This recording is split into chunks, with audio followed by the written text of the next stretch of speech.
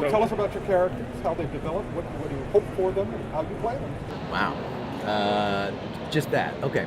Well, I mean, as everybody probably saw in season 1, we did a huge kind of world building. The season 1 was all about establishing the universe of the Expanse with the introduction of Earth, the Earth politics and government in the Avasarala world, and Mars, and the Belters culture, and really kind of a big picture of this universe with the 3 very distinct cultures that exist there and the tensions and the political interactions that go along with that. And then you get introduced to these characters in a very preliminary way, and there's a lot of friction and tension as they're thrust into a life and death situation. Season 2 is all about the characters and how these individual people, who all come from completely different backgrounds, with Earth and kind of like the violent Earth life that some of them led, or the Belters with the struggle that they had, or the Martians, which have their own completely unique perspective, and how they deal with what basically amounts to a mass genocide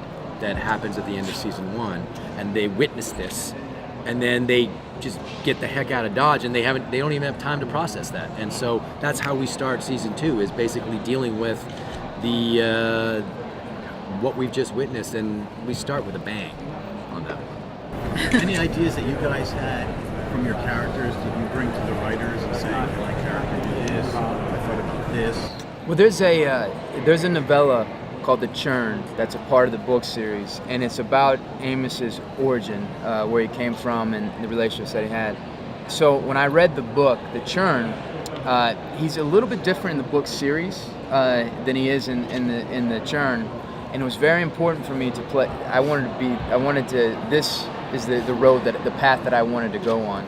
So when we first started, I was very forceful about saying, this is what I want Amos to be. This is what I want. It's way more interesting to me.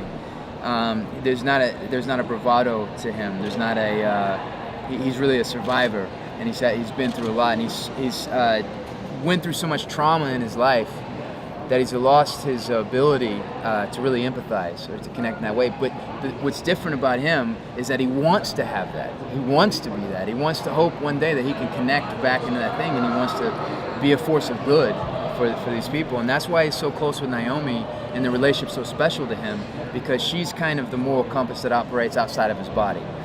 And what's interesting, what I'm excited about season 2 is the dynamic of the relationship has changed. And in season 2, you get to see who Amos really is without that relationship and why he needs it. So it's pretty scary. But in terms of the question you asked about, how much do we get to contribute to our characters? We're really blessed. I've never worked on a show that has this kind of creative collaboration. Literally, I mean, we as actors, we get together every weekend and work on the scripts before we go in, and that I've never had that before. I've never had that luxury, and we do it because we want to, because we love it.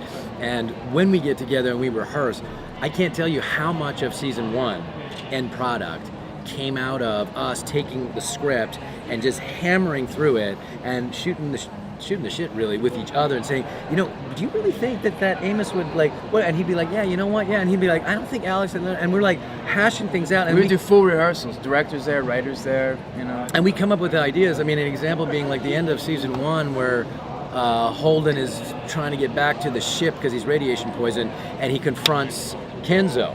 That scene was not in the script originally. That came out of one of our rehearsals where we're like, Holden's gonna have to shoot a guard out of nowhere and then finally we said, well, what if it was Kenzo? What if it was someone who betrayed them? And then they worked it out in the script, and all of us kind of like shot our little 2 cents, and it realized into this amazing scene that ended up having kind of a very nice wrap up to that relationship with Kenzo and Holden. Served the same function that the scene had in the initial thing, but came out of a beautiful creative collaboration. I get to do some really fun stuff that has been contributed by myself or by my fellow actors who say, what if Alex did this? And I'd be like, that's a great idea. I really like that idea. One of the things I got to do was I get to talk to my ship. I get to bond really emotionally with the ships that I fly, and that's kind of been an evolution that has happened over the 2 seasons that I got to contribute. It gets borderline inappropriate. Almost to that. A little weird at times. Well, I don't think so, but Will we okay. get more of Alex's background? Because he has a. Yeah, you hear so much more. Of you definitely you get to see a lot more of the Martian side of him. You get to hear a lot more of his personal life from his backstory with his family. That whole aspect of his life is given a lot of time and attention in season 2. Yeah. I like that he has that little picture of his family. Yeah. Like most pilots do, they put it on. Yeah. That's a huge part of this arc for this season, and we have a really good arc for the whole season 2. The two of us, because we're kind of the misfits. The two of us are really kind of the misfits in the show, and almost opposite poles. We're the misfits in real life. It's true. We're all very much like our characters. But go ahead. I'm sorry. Do you know Amos's real name? Yes. Yeah, Timmy. Yeah. So you've read The Churn? I actually was told to ask that question. Oh, okay. So, but that was Yeah. that was. Amos Burton is a guy that he worked for, and long story short, he murdered him and took his identity. That was. Yeah. So it's interesting. It's interesting that this is not his real name. Amos Burton is not his real name. So. And kind of goes into the backstory of Amos. Yeah, and it goes into the backstory, and I think we'll actually, as the show goes on, really get into that part of his life, that aspect of his life. Alex actually kind of touches on his past and his history, and he starts to try to open up to Alex, but he doesn't really know how. Yeah, what were you going to say?